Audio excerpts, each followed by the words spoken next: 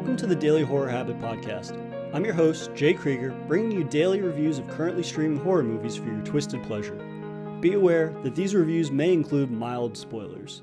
And as always, I hope you enjoy. Today I'm joined by friends of the show Bernie and Berto to chat about S. Craig Zahler's Western horror film Bone Tomahawk, which is currently streaming on Amazon Prime. Welcome to the show, guys. Thank you for having us, man.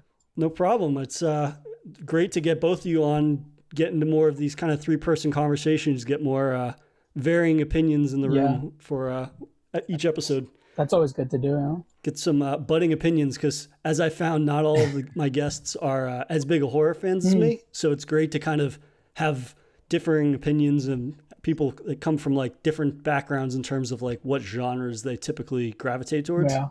So I'm interested to hear what you guys thought about Bone Tomahawk today. But before we get too much into the movie itself, I wanted to know your guys' opinion on just the title alone, because with a lot of Zahler's films, his titles are very just kind of evocative and they kind of just jump out at you in terms of they're very kind of just like eye-catching titles. His other two films are Brawl in Cell Block 99 and Dragged Across Concrete. And I feel like every single movie he makes, he just has one of these titles that even if you're not necessarily like a genre fan, like you're not into Westerns or horror, if I saw this movie in an aisle at a video store, if they even still have those, if I saw Bone Tomahawk, I would like have to pick up that case and just like see what the hell this is about. Yeah, the name is definitely interesting. I was like, huh. I mean, I saw on the cover it had like Kirk Russell and stuff, and I was like, oh, that looks interesting. I'm not into Western movies, so I was kind of like iffy going into it, but actually, I thought it was better than I expected. A lot better than I expected, actually. I enjoyed it. I'm right there with Berto. The first kind of, introduction for this movie that I had was the trailer. And in it, like, the first picture you see is Kurt Russell getting choked out. So instantly I was like, okay, this is it's going to go into an interesting route, not necessarily something that I was expecting. But, to your point, the beginning of the film, it jumps right into, I think, the idea of what we would have this movie being, whereas, like, it's a bunch of people in the wild, wild west kind of fighting each other. I wasn't necessarily expecting Detective Dewey from Scream to kind of be one Yeah. That quick David Arquette cameo. Don't get me wrong, I loved it, but when I saw that, I was like, oh, guys, these guys are going to mess something up really bad to start. They definitely didn't fail to deliver on that front. Yeah, so for those that don't know, Bone Tomahawk is about the dying days of the Old West. It's very much set in the early 1900s when that frontier life, we kind of are leaving behind the old ways with different types of societal and economic revolutions that are happening. And it kind of just takes place in this small, old school frontier town that you get the sense doesn't have a lot of people living there anymore because they're either moving out west farther or they've resided in one of the major cities. And so the focus is really on like the elderly Sheriff Hunt, who's played by Kurt Russell, and his posse of people set out to rescue the town doctor, who is captured by troglodytes, which are cannibalistic natives. And so I think, like what Bernie said, the movie starts off super aggressively right from the jump. Yeah. I mean, it literally begins with a guy getting his throat slit. Yeah. And I think that going off of just the title alone and that opening scene, I mean, aggressive is a pretty good way to summarize this movie from start to finish. Yeah, very aggressive. I personally enjoyed the fact that they really did a great job at executing all the kills. Like, it really made you like squeamish and like, Jesus, like they're very brutal. Just like I would think the Western times would be like the Wild Wild West. Like, no one gives a shit, and they'll just slice your throat real quick, and there's bleed everywhere, and there's blood everywhere, and it's just like very gruesome, which I'm glad they had that, because I feel like I really enjoy the horror part of it, where it's like all these kills, because I thought the story itself was a bit slow and very basic. So for me, the killing part was really well executed. I mean, to your point, I think you understand the trajectory of where this is going after like the initial story plays out when what is it called, the troglodytes? Troglodytes. When they go into the city and kidnap those folks, you have an idea in your mind that this is kind of like that hero old Western movie. But to Berto's point, I mean, I feel like in some movies when there are kills, they're just like they're expected. Where obviously it's expected in this movie, but the way that it's done, it's a little bit more personable, I think. So you feel that emotion, or you can hear like them dying in that sense when those shots go off, versus a lot of horror movies, I think people just die just to filler in that sense. So it's not as kind of powerful as it is in this movie. Well, I mean, it's super jarring for me because, like you guys said, I'm not the biggest Western fan. And this is, I feel comfortable saying this is like the most brutal Western movie ever. I've seen for sure, yeah. Yeah, I mean, when I think about Westerns, I think about those old Clint Eastwood movies where somebody gets shot and they grab their stomach and they make like a loud ass noise and then they just fall to the ground. Where in this, like, we're seeing people get hacked to pieces. We're seeing people just like arterial spray everywhere, people getting shot in the chest, and not just getting shot, but like having their chests explode, and all of these super graphic moments that it really like captures the grittiness of the West. And I don't think a lot of shows have captured just like the lawlessness, in the sense that that entire town could get taken out and people in the next town over might not know for a week, or something like that. There's kind of just like this feeling that it really capitalizes on the wild part of the Wild West, I think. Yeah, and I think they did a great job at doing that. They even at the intro, one of my favorite scenes is the intro where Buddy gets shot with an arrow, and then you just hear in the background the footsteps of the natives, and that was like, holy shit, that's kind of creepy. And they did a great job at executing in that sense of horror. Like, what the hell is that? Like, you know, I don't know. I really like that a lot about the movie. That's like, it's not just a Western movie, but it also has a lot of horror to it, and a lot of what I feel like the thing about that makes this movie so scary is that it's in the Wild West, and I feel like this is things that people actually might have dealt with in those times, which is they're not monsters, they're actually humans that actually do this. And I felt like, to me, it was like almost realistic in the sense that like this actually happened to me. I don't know. I would think, it's plausible. Yeah, it's a possible thing. Unlike other movies where there's like monsters and creatures deformed, this is more of like human beings actually doing this. And to me, that's what makes it scarier. This is a little more plausible than Cowboys and Aliens. Yeah, definitely. I mean, the one thing I will say, like, I think to Berto's point, in the olden times and even now, we kind of create, you know, our enemies in that sense. They're the other, they're not people. So to this case, I mean, there was a scene where the townspeople are in the bar and they're trying to figure out what to do next. And there's a Native American, I wouldn't know what you like, not a guy. I think he's like a consultant. Yeah, I mean, he has some sort of knowledge, intimate knowledge on the Native American tribes there, and he even says like, these aren't Native Americans, they're the others. So to me, I mean, honestly, like the first idea that I got, and I think this might be a little bit of a weird one, but they're kind of like the Hills Have Eyes of like the Native American. Yeah. I have that. Yeah. I have that written down in my notes. I have True Grit meets The Hills Have Eyes. I mean, when they're like doing those screeches, I wasn't sure what the hell. I wasn't sure if that's like an old school shafar or something like that. Like what is going on with that? But when you see that they have, it was like an accordion in their throat. Like, well, it's a piece of bone. Okay. Yeah, it's like a piece of animal bone that they basically have implanted into their throats so they can communicate. Which is a wild idea, by the way. That's a pretty dope idea.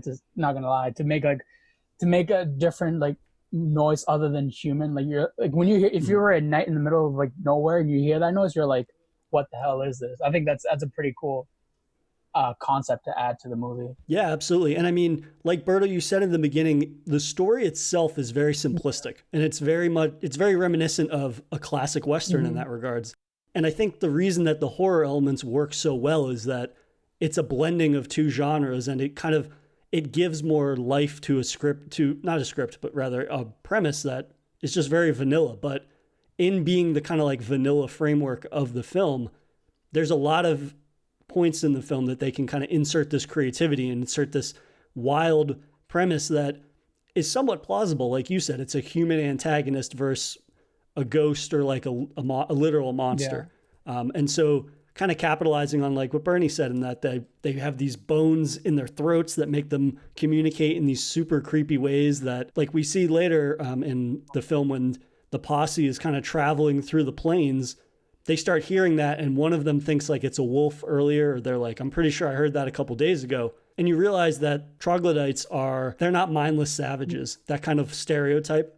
they're very much like organized, and that actually makes them more terrifying for me at least. Yeah, that's definitely one of those scary things. Like, you think about it, like if they were going into their territory, but they're very well aware of what's in their territory, so that kind of gives it more sense of organized and like creepy. And the fact that they're willing, they don't care, they have no emotion towards any human being, that they're willing to do whatever it takes for them to have food and to survive. It's just a scary thought. Well, to your guys' point too about them being really smart, there's a point right when they're leaving where the sheriff and is it O'Dwyer, right? The main character, Mrs. O'Dwyer, right? Yeah. So he mentions to Mr. O'Dwyer, he's like, you need to be on your A game, because even though they might outnumber us and they know the territory, we're smarter than they are. So right off the bat, that like superiority complex, although to an extent it's valid because they have better weapons in theory than they do, quickly find out that that's not the case when they get into their territory, and they have one guy who's basically, for lack of a better word, he's like an invalid, and then you have another guy who's 78 years old. Which also, shout out Richard Jenkins. I love that character, and then I realized that was the guy from Step Brothers, the dad. I don't know if that's what Richard Jenkins wants to be known for first and foremost. That's the only thing I know him from. Let's just get into the cast right now. I mean, what did you guys think overall of the four characters? And that the posse is consisted of the Sheriff Hunt, played by Kurt Russell, Arthur O'Dwyer, played by Patrick Wilson, Bruder, who is the kind of like fancy war veteran, who's played by Matthew Fox, and then Richard Jenkins, who plays the deputy sheriff named Chicory. What did you guys think of them overall? I think Broder is my favorite guy. Matthew Fox, I think, did a great job. It like really showing the manliness of a character that I would think of in Western times. Like, I feel like you had to be very macho and very, very strong man to like deal with the fact that he's killed so many people. Like, he has a sense of like, he's just a badass dude. And then, but at the same time, he's like, he doesn't try to connect with anybody because he knows at any time they could die. So there's kind of like a distance between him and all the three other guys. I don't know. I just think he's a pretty badass dude. And just the way he goes out too is pretty badass. This was also the last movie Matthew Fox made. Oh, really? Just because I don't know why. He hasn't made a movie since 2015, which I thought was strange considering he was in Lost. You would think he would end up being in like everything, but I digress. How about you, Bernie? What did you think of the ensemble? I love Kurt Russell in this. He's my favorite character. Like, Richard Jenkins and Chicory, he's phenomenal, and I just love the humor that he brings, and he seems to always find like a funny way to lessen kind of the craziness of a situation. But Kurt Russell, Sheriff Francis there, he has a way of like keeping everyone on task while also being very, I guess you could say, he's like down to earth and realistic in what is about to happen. He, I think, already has an idea that, was it Nick that was the other gentleman that was? He was like, deputy. They're almost assuredly dead, but we're going to go there because we have to. I think that's another one of his phrases when he leaves originally the bar. He's like, me and Mr. O'Dwyer have to do this. If anyone else wants to come along, it's on you. But I feel like my favorite part, or at least the thing that solidified this for me, he shits all over the mayor, and the mayor's that just made me so much like him. I mean, he's just a lovable character in that sense. And again, to Berto's point about how some of these guys go out, like John Bruder, phenomenal, I feel like, exit for him. But, when you're ending the movie there and then you hear those final three shots and Chicory kind of smiles and he goes, yeah, you got him. Like, I feel like that's such a satisfying end to the movie and an end to that character especially. So that's probably why I think the sheriff is my favorite guy. Yeah, I mean, they have such a good variety of characters. None of them it's such a small core cast that they all bring something different to it. Like you said, you've got Sheriff Hunt, who is very much weathered, but kind of like unwavering and being dedicated to this. Essentially, he assumes it's a suicide mission, but it's still something he's honor bound to have to do. And then you have like Patrick Wilson, who plays Mr. O'Dwyer, who is hot-headed and basically is like dedicated to getting his wife no matter what, even though, like Bernie said, he's essentially an invalid in that. he's got that fucking jacked up leg, and he just makes it. He's like, you got to stay off your leg, and then he's like, all right, I'm gonna go hike 50 miles a day or some shit like that. Yeah. And then you have Bruder, who is very much this guy that's kind of accepted that he's basically like this monster, where he says he's killed like 115 natives and he's killed men, women, and children. And his justification is like, one bad event happened to him, and he's like, oh, I'm just going to become a serial killer, basically. But at the same time, like, he's the most experienced person. And even though there's so much conflict between him and all the other ones, because he's basically the only person willing to like make the hard decisions. Like when they get jumped one night at camp, and they have I think they say that they're the two Mexicans show up to camp, and he's like, come on, come closer, we'll talk. And then he just guns them down, and he gets into a standoff with Kurt Russell, and Kurt Russell's like, you had no right to do that. Bruder has a point to a certain extent. Like, even though he doesn't know for sure that they're raiders or bandits, like, he still has experienced enough, and he kind of carries himself as being an authority on the frontier, and like, we have to move camp now or we're going to get killed. Right. And then 20 minutes later, they get jumped, and Arthur does the one good deed in the movie and like saves his life. Yeah, that's true. I don't know. I feel like Arthur to me was just like kind of useless up until the end and that one scene where he saved them. But overall, yeah, like you said, Broder, I feel like he's like the guy that knows the West better than all of them, because I feel like even the sheriff is so closed in on just being in the village, in the town. Broder is the only one that knows the real, like, how to survive outside of the towns, in the city, in the middle of the desert. So I don't know, I think that's one of the reasons why I enjoyed his character so much. I will just say though, you kind of buried the lead a little bit on Bruder. He like alluded to saying that his mom and his sisters were like kidnapped by by a tribe or something like that. You would probably also not be too big of a fan of those. Did I not say that? Oh, I forgot to. Yeah, they got. No, I mean, that's why.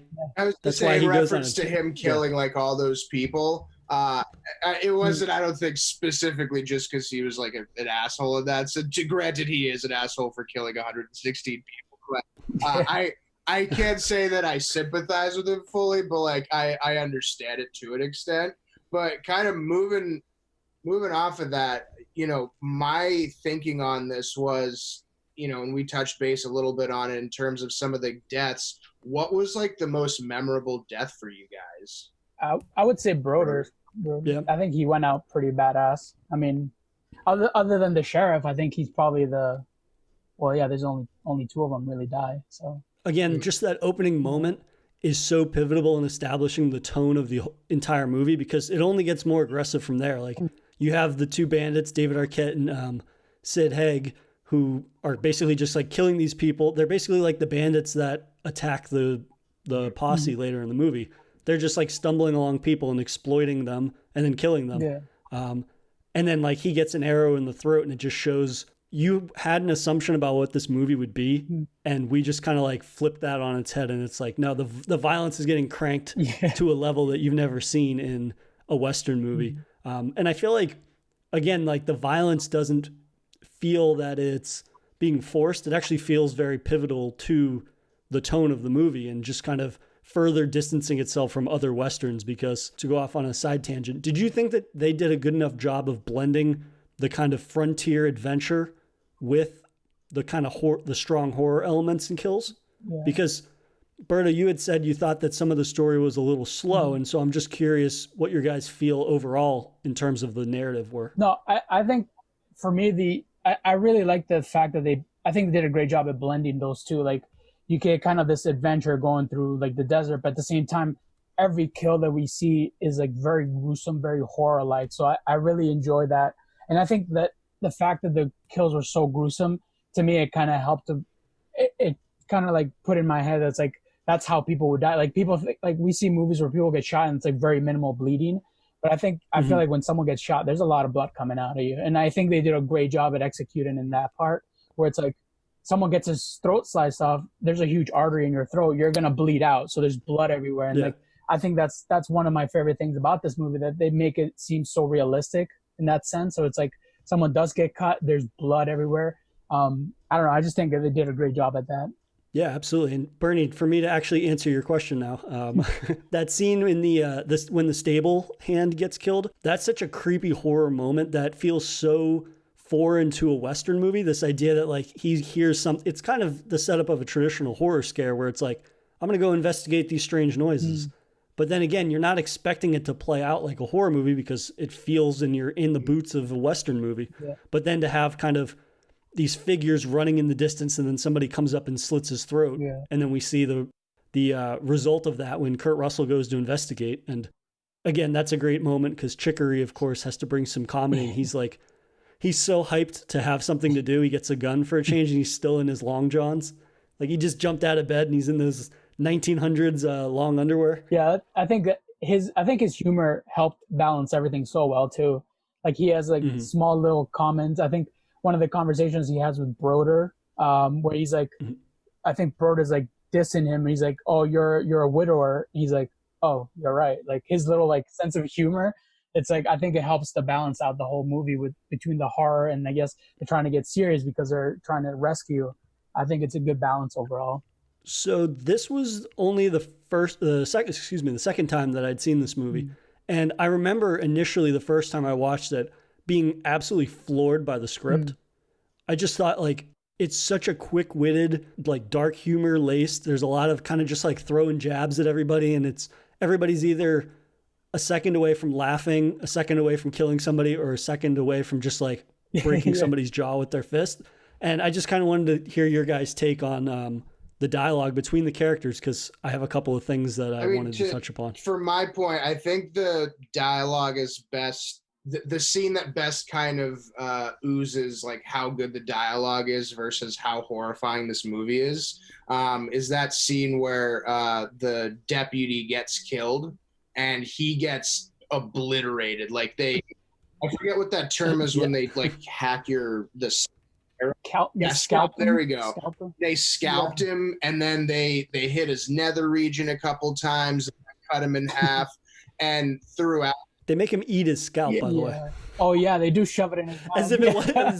As if it wasn't bad enough. They're like, "Hey man, you're gonna hold on to this for me." And then like throughout that whole time, the sheriff is like saying like, "We'll get revenge for you" and all this stuff. And then right after that, Chicory asks him, he's like, "Were you serious about that?" And he's like, "No, we're basically screwed." And I don't know why. Yeah, he's like, that's what I would want to hear. As soon as the sheriff starts getting hit, then Chicory starts doing the same thing to him. He's like, "No, I'll totally avenge you." Like, so I don't know. It's like that light kind of humor that lightens up that like horrifying darkness that they're kind of going through.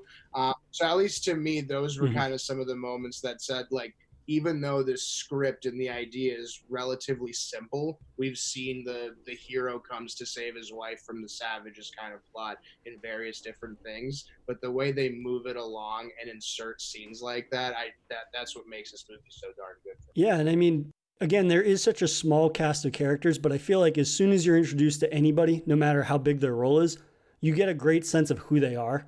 Basically, like even going back to the opening moments, you've got the two bandits and David Arquette's character when they're kind of walking through the canyon and they start coming upon these skulls, which are clearly from the troglodytes. And he's like, "You think that's like a warning or something? You think we should go in there?" And then the guy that he's with, he like holds up his gun and waves it. And he's just like, "We have permission." Yeah. Like that's all you need to know about those two guys, other than obviously you just watch them murder a camp full of assumingly innocent people, especially like you guys have been saying, like Chicory, I think he has kind of the most on the nose humor. And part of his character's appeal is that, or his main personality trait is that he's the aware fool, basically. Sometimes he says things and does certain things that it's like, I'm surprised he remembers to even like wipe himself half the time. But then he has these very kind of like introspective aware moments that he's like, I know my limitations, but I'm at least smart enough to notice and recognize them. Because like when we're introduced to him, he wanders into the sheriff's office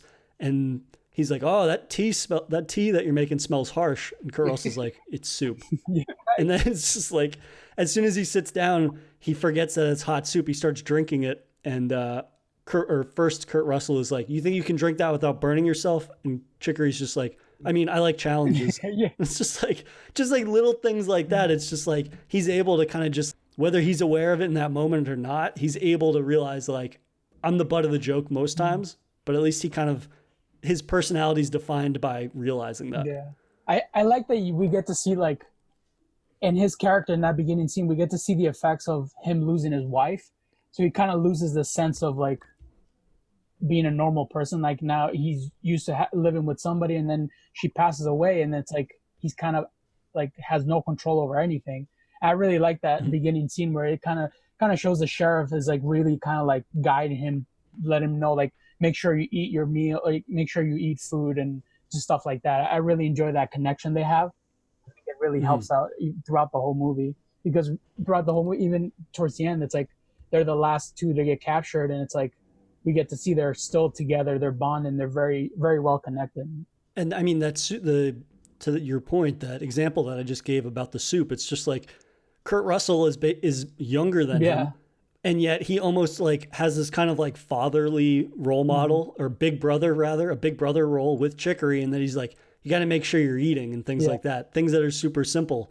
And you can just tell, even though they're not very overtly chummy with one another, or they're not like they don't hug each other or anything like that, but it's still, you can kind of suss out from their dialogue that there's a real bond there. And I mean, Chicory is always jumping to his defense whenever anybody's like rude to him or says something smart. And it's just like, he wouldn't have, there's no reason he needs to do that. Like Kurt Russell's the sheriff, he can handle himself. But at the same time, it's just kind of like he's paying him back in a certain way. Even to the ending, when the sheriff's, basically laying down or up against the wall, he got shot.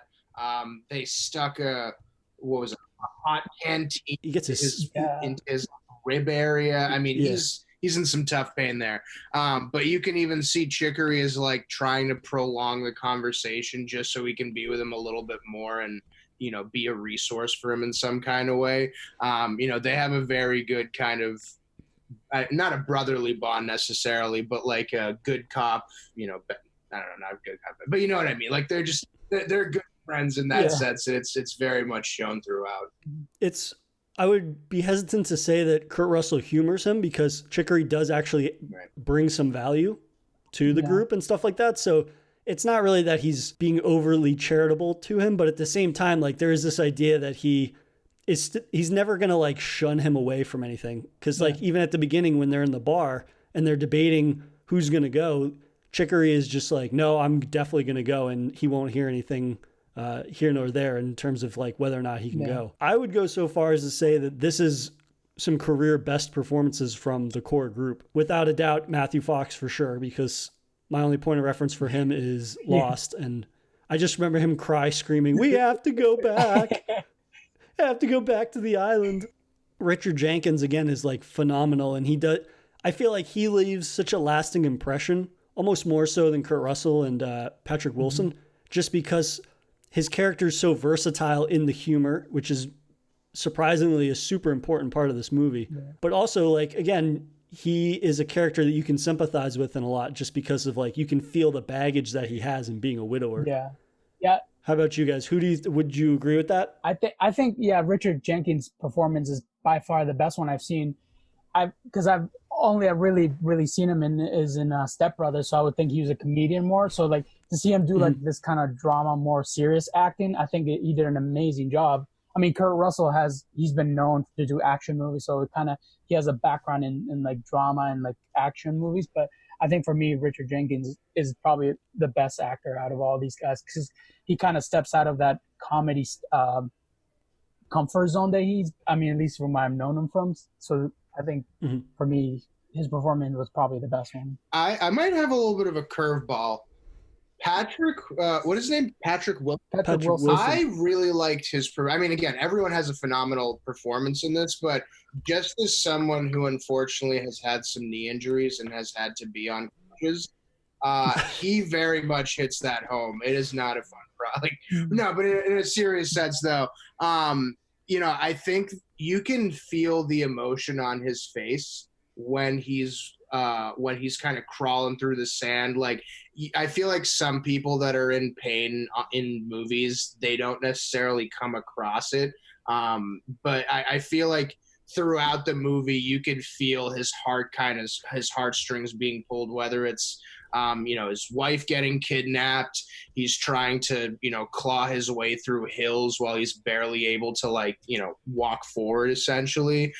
So I just thought that his performance was a home run in this. I love the scene when he kind of like is the most proper out of all of the characters. And he kind of like, just the way even when he's talking to his wife, he's like super proper. Yeah.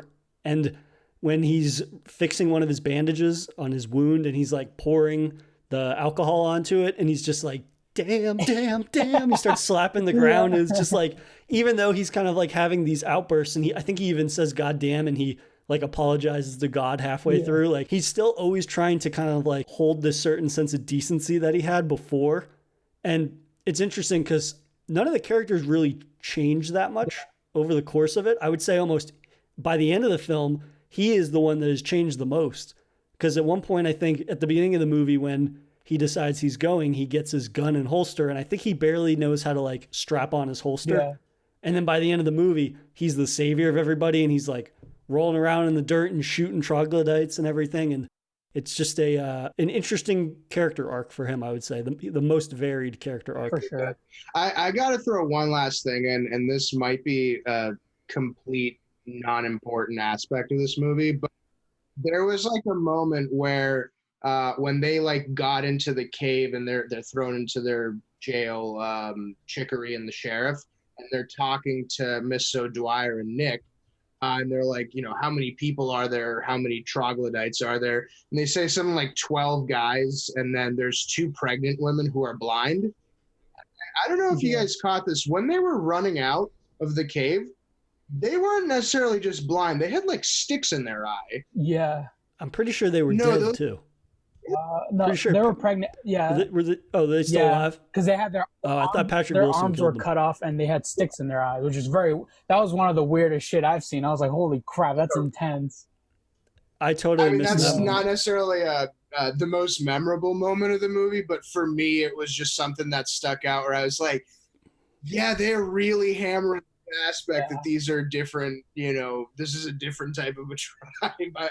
That's also one of the things that I loved about this movie is the practical effect. I think they did such an amazing job at that to really like, because everything was practical. I don't think there's any CGI, at least from what I know. So I think they did a great job at that. Yeah, I mean, the practical work in this is phenomenal considering this movie was made for, I believe, less than $2 million. And the scene that you guys brought up, like at the very end when they're fucking scalping this guy, they're making him eat it, and then they're splitting him from his groin to his head and just rip him in half. Like, yeah, it's a dummy, obviously, but at the same time, like, the way that everything is shot really complements the practical effects in this to a degree that, again, like, it's what's so jarring about this movie, and it's what makes this such a standout for me in terms of Westerns. It's just like, I feel like that's one of the things that adds to the realism of it, like just the way everything's done. Like, there's no... I don't know if there's any CGI, but I don't think there's any of it. And it's like, it's so real because they're literally holding the body, this guy's legs, and they're splitting it. And you can see when he comes back later, he's like chewing on his leg, and it's like, holy shit. And like, even to the scene where Sheriff Hunter cuts that guy's toes off when he gets shot, he just grabs what I think it was like the jaw of an animal they made into like a sharp blade, the bone of it, and he just cuts his toes off. I was like, Jesus. I don't know. I think the fact that it's a practical effect and they did such a great job at it, it adds more to that realism of a Western movie that I would think I'd enjoy watching. Yeah, considering, like, again, the three of us are not big Western people. I think it is a genre that's really great for blending with things because, I mean, to Zoller's credit, the frontier adventure stuff that he films, where it's them kind of just like the posse going across the frontier and dealing with the kind of survival elements that you have to, I think it captures the classic kind of heart of a Western in that regard, where it's not necessarily a lot's happening, but it's more so about kind of just this landscape. You're living off the land, as it were. You're taking these challenges as they come, and you don't really know what's next. It's this unknowing nature that makes even a journey of just supposedly going to a couple hundred miles, you're just walking or riding horses somewhere, like, you might just not come back, and that's just the reality of frontier life. Well, I mean, to your guys' point, just how the shots are done. I mean, at the beginning, I think I wasn't sure if that was like a deliberate homage to Game of Thrones, but it starts out eerily similar to how Game of Thrones, in the sense that you have a group of people who either, well, I'll say this: the death scene at the beginning was eerily similar because you'll see like a shadowy figure come out of nowhere, and he kills what was his name, Sid Haig. Yeah, Buddy. Sid Haig, yeah. Buddy. Yeah. And then Sheriff what was his name? Dewey from Scream. Yeah, he runs. Yeah.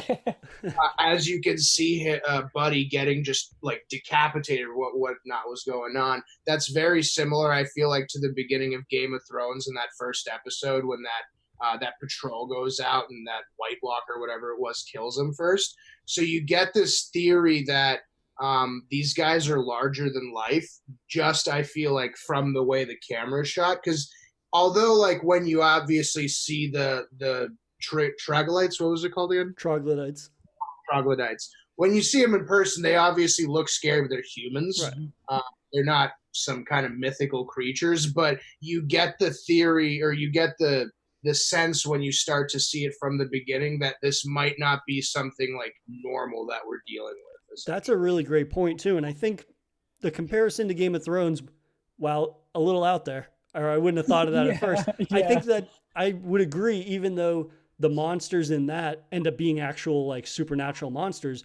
It's the same idea though, in that a group of, you kind of have certain expectations for what you're about to watch, but you're not really sure completely unless you had read the books for Game of Thrones. So to see a group of like humans getting attacked by something that's being portrayed as being mythical, even though they're not doing something that's necessarily like fantastical, it still has this kind of like underlying horror to it where it's being presented as such. And that's what takes me aback every time I watch this movie, is that the early scene when you see Sid Haig getting killed by that troglodyte, like you don't see the white body paint. You just see this figure in black that almost came out of nowhere, it seems.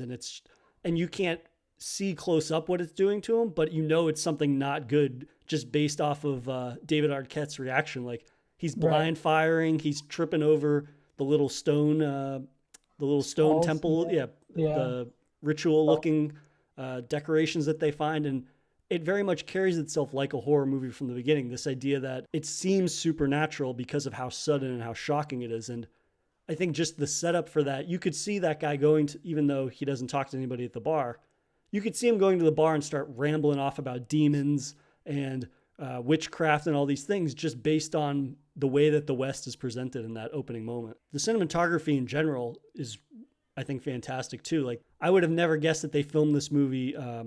I think it was 100 miles outside of LA. Like they filmed this in California, which is wild because not that I am well versed in California geography, but it looks like they went to like an actual Western town and shot this. Yeah, it's really, I really enjoy that. Like you really get that feeling of this is Western time, and just even how the way the town is built is just like very small settlement. And it's like, you really get the feeling of you are in a Western movie, but at the same time you have, like you guys were saying, like this sense of horror, like that just I think it elevates the whole movie. It just, for me, it makes it a lot better. Cause I feel like we've seen, like you were saying earlier about this, like a group of people traveling through the desert. We've already seen that. I feel like every Western movie has the same theme of like, we're traveling through the desert, and it's very repetitive. So I'm glad they have this, like in this movie, there's a sense of like horror in the way how gruesome it is. It adds more than just another Western movie. Westerns are largely, I feel like they're defined by individuals, not necessarily the plot. I feel like they have a couple of go-to archetypes and whatnot, and they stick to those religiously almost, and they're pretty much defined by the performances and the characters that show up in them. Bernie, what did you think overall, kind of just on the balancing again of the practical effects and kind of how those help to add variety to what is a very kind of vanilla baseline? And we've hit it a couple of times, the simplicity of this film, certain aspects of it, although in other movies I think they would be a major detriment. In this movie, I think it creates suspense in certain cases, right? Like at the very end when It's Chicory and Mr. and Mrs. O'Dwyer walking down a hill. Mm-hmm. And it's, I think, the very last scene where it's shot at an angle where you can see them from the side walking down a hill, Mm-hmm. but you don't know where those other 2 or 3 triglycerides are. Sorry if I butchered that a couple times. That's okay. I think most of them are dead. So. Very fair point. But when you see that, I mean, I'm a pessimist by nature, so I was thinking, oh shit, they're gonna get like ambushed. This isn't gonna be that like, you know, storybook ending, because I don't know, I kept thinking there's gonna be some sort of other curveball coming out. And again, going back to the way that they shoot their scenes, you know, you're not dealing with a massive set. You see in certain scenes, it's literally like a barn door, or you're walking into a like an old timey bar, and then you're out in the middle of nowhere. So again, to that effect, I mean, you don't necessarily need a massive budget. It's just the way that you shoot those scenes, and I think they, you know, the practical effects to that point, I think they did a phenomenal job of integrating that with the resources that they had to do it. You know, I'm glad you brought up the ending, because while at the end of the day they achieve their objective and some of them miraculously survive, they still have to walk how many hundreds of miles. And it's like, just because even if they got away from all the troglodytes, at the end of the day, it really reinforces that the West is an unruly fucking place. And it's not, even if you don't run into anybody, like the elements will kill you. Yeah, and that's so true. There's no really, I don't even see it as a happy ending, because now none of them got split from their groin to their head, which is a happy ending, I guess. But like now they might even endure another type of painful death. So it's kind of this idea that if the people there don't kill you, that the elements sure as hell will. Right. Arthur still has to deal with that leg though. Walking back, that shit is coming off. I mean, his leg is definitely rotten at that point. Yeah. I mean, he's dragged it through dirt, pour alcohol at this point, all that sweat. Ugh. Yeah, I'm pretty sure that leg's definitely coming off. And they wasted all that opium. Oh yeah, that's true. But to Bernie's point though, like he was saying about the ending, it's like I kind of would have wished, like he was saying, like it was a happy ending, like oh they left. It would have been kind of cool to see like maybe in the background another like troglodyte, whatever the names are, like following them kind of. I think that would have been kind of creepy. It would have added more to the horror of like, yeah, you think you got them off, but then there's still more of the tribes like hitting out in the mountains, you know, kind of like a Hills Have Eye kind of thing. I think that would have been kind of cool to add at the end. That would have been a great ending if, as soon as they get to where they are on that hill, they look back when they hear those shots, and then they see, like, because you can see the cave entrance still. Right. You just see like 50 more of them just standing there staring at them, and they like start to climb down the ropes, and it's like Arthur's not outrunning nobody. Right. Yeah. He's the first one to go for sure. Yeah. Now I have a question for you guys. So there was a scene, I think it was in the bar, where the sheriff, Kurt Russell, is telling the mayor to let the town next to them know about what's going on. I forget the specific verbiage he used, but it was something, you know, akin to like, you know, have somebody come here to help out. Yeah. Was there ever a point that you guys thought, you know, essentially the cavalry was coming to aid them? Or were you guys kind of relegated to the fact that it was just these 4 or 5 guys going after, you know, this tribe essentially to save those captives? I think for me, I was like, I wasn't expecting anybody else to help them. I thought it was just themselves. That's it. That makes it that much more scary too. Right. Because I never assumed that anybody, like, help was never coming, because even if they look at the survey map again, which they use in the bar to kind of like suss out the general area of where these troglodytes might live, it's the fucking West. Like anything can happen on the way there. We just saw that. Like, even if you are as well prepared as you could be, something could happen. And even if you survive and you make it to that general area, who knows how long it's going to take you to look that area and scour it. And like, you might not even think anybody could be in those caves. Look how high up they are, that kind of thing.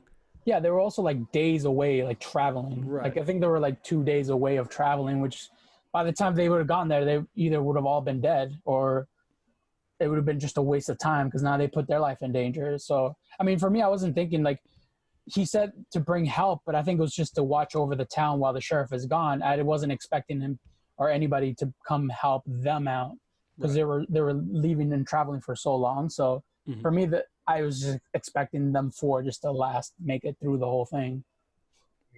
Yeah, absolutely. I agree with that as well. I guess you guys want to highlight our favorite kills, and then we'll kind of just wrap up. Yeah. So, I mean, Bernie, why don't you start? What was your go-to kill for the movie? I loved the kill. So there was two kills that I really enjoyed. One, just because this is going to sound horrible. The kill, the deputy that got killed, Yeah. that was horrifying, but also just I'm a big fan of history, and I know that scalping aspect is something very real that we, Americans or colonials did to folks that were in tribes. So that was, although it was horrifying, I did feel like that was like the director's kind of nod to being like, this is kind of payback in some way. We didn't actually see the kills, but those three shots at the end that solidified that Kurt Russell had killed, or in theory had killed those troglodytes, and then there was going to be some sort of a bow to the story. Again, in some cases, I wouldn't necessarily be kosher with that kind of a happy ending, but with all the stuff that they had gone through, and again, to Berto's point, they have 2 more days to be going back to camp. Yeah. It's like, all right, they get a little bit of a bonus, and now they have to look out for that, that gang that robbed their horses a couple days before then, and try and find water and all the other stuff. So I found that was pretty good. It was 2.5 days by horse. So Jeez, yeah, I don't even want to think about how long of a walk that is. That's a month for Arthur. Yeah, exactly. He's not making it back. How about you, Berto? What was your go-to kill? For me, I think that scene where Brody when they first get attacked with Brody, and then obviously when he dies, but like I think it's so gruesome. Just like they throw that bone and just chop his wrist off, and it's like at that point he's kind of useless because he only has one gun. And it's kind of like, oh shit. Like for me, like I personally like Brody a lot, so it's like for me it's like, oh well, he's not making it past this moment, and it was kind of, I don't know, that they're gonna kill him because, well, clearly he's done. He's got hit with an arrow and he's lost. He has one wrist, and he was just kind of like he's like, it's time to go. He lit up the cigarette, and it's just like, that they're gonna torture the shit out of him. Like they're gonna just devour him. But that's why he asks for the dynamite, right? Right. Yeah. Then he kind of just blows everybody up, I guess. I don't know if he ever uses it, right? No, he gets killed before that. Yeah. So I mean, I don't know. That aspect of it, we never got to see the dynamite. Yeah, that was they ran out of the budget on that. But I think my favorite kill, or it's not even a kill, I guess, it's just kind of like my favorite moment that really captures the brutality of the movie, is when Kurt Russell gets his stomach sliced. Yeah. And then that guy sticks his flask into the fire and then just shoves it into his wound. And then shoots him in the stomach. And it's kind of that funny moment where the troglodyte doesn't know how to use the rifle. Right. And so he's like trying to figure out how to do it. And then he fires it and then ejects the shell, and it falls in Kurt Russell's mouth. Yeah. And he just spits it out. Yeah. Spits it out. And it's just such a brutal moment because they go from like that brief comedic moment to a searing hot flask being shoved into his stomach. And you're just like gritting your teeth the whole time watching that. Yeah. I think that is very indicative of the movie as a whole, in that it has these peaks and valleys of aggression and comedic moments that make something that generally I would probably be a lot harder on a movie like this that went on for more than 2 hours, because this was 2 hours and 12 minutes, I think. And wow. Like Berto said, there are some parts that drag on a little bit, but at the same time, something is always stepping up to the plate just before a scene kind of outstays its welcome. Either it's it's humor, it's a moment of brutality, or it's like a really gorgeous shot that kind of captures the frontier adventure for me. Yeah. Yeah. I think to the scene you were just mentioning, I think that was probably one of my favorite scenes too, that whole sequence where he's like getting taken down. He gets shot in the arm, then he gets sliced open. He gets that flask shoved in his body, and then he ends up chopping the guy's toes off, which was crazy scene. Gnarly. That's a gnarly scene because you really get to see like the camera's like focused on, then he grabs that axe and just chops it right off, and he's like yelling. And I thought the whole sequence was really awesome. It's probably one of my favorite sequences in the movie. Yeah, absolutely. But I think that's a good place to wrap up, unless there were any last minute moments from the film that you guys want to talk about, or you guys think you're good? I think I'm good. Well, I'm glad that we got to chat about Bone Tomahawk. I mean, again, it's always great to bring in like people with differing opinions and stuff and just kind of have a group chat about something. But I think it's telling of Zoller's work that he's able to take a genre that the three of us are not really fans of and apply a certain special touch to it to make it. I mean, I would say this is probably the best Western I've ever seen. Yeah. Not that I've seen a lot of Westerns, but I mean, this is the one that I think really speaks to the types of genre influences that are more of what I'm looking for. Right. Yeah. For me, it's definitely my favorite Western movie so far. I feel like there's one that has Clint Eastwood that I really like. I just don't. The Good, the Bad, and the Ugly. There we go. Yeah, I like that movie a lot. Obviously, a little bit different, but you know, I was gonna say I don't think there's any cannibalism in that one. Yeah. Not that I recall, but it's also 3 fucking hours long. Yeah. At that point, though, like there are movies that go 2.5, 3 hours that seem long. There wasn't really a point in this movie where I was like yawning or I was kind of dazing out in that sense. It's, you know, I feel like there are certain movies that are a little bit even shorter than this where we could all agree that it could be cut in half or cut by a quarter and you'd still get to the same end result. Mm-hmm. Or this, again, even though there are certain places that are a little bit elongated, I feel like they just did a really good job of continuing the flow of the movie. And to credit to you, man, I've never heard of this movie before you told me about it. I don't know if you had seen this, Berto, but Jay, to your point, I mean, you said this was a hell of a movie and it's darn crazy and it lived up to everything you pointed out about it. So kudos to you for finding this. I'll give myself a pat on the back. I have a keen eye for aggressive movies to drop on people that aren't expecting them. But I loved having you guys on, and I'm looking forward to maybe doing a couple more 3-person reviews and stuff. So thanks again. Oh, thanks for having me. Thanks, man. If you enjoyed this episode, please subscribe to Daily Horror Habit on your preferred streaming service and follow @Daily Horror Habit on Instagram and @Daily Horror Pod on Twitter.